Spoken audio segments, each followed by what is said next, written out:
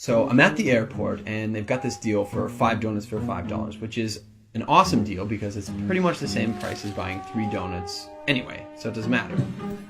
And I set my stuff down and I pick up the paper and I start reading the paper, and this guy sits down across from me. And so I, look over the paper and he kind of gives me a bit of a smile and I give him a bit of a nod and I go back to reading the business section. A little while later, I hear this rustling on the table and I look over and the guy has got his hand in the bag of donuts. Okay, that's a bit weird, but it doesn't really matter. The guy looks like he's homeless. He probably needs it more than I do.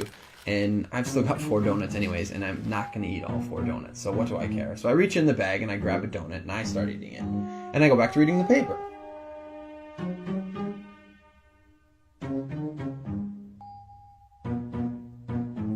So I'm just getting into the social pages and I hear this rustling on the table again.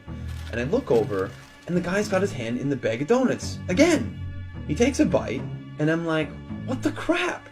And now I'm getting a bit angry, but the precedent has been set and so I don't feel like I can say anything. But I reach into the bag a bit more aggressively, I take a bite, and I just shake my head like, whatever.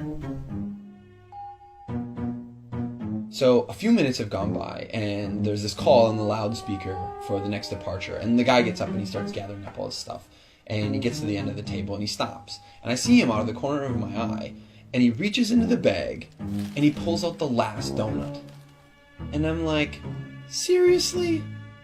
And he looks at me, he breaks it in 2, and he hands it to me. I reach out, and I take this half, and I'm in total disbelief. And he kind of nods at me, and he walks off.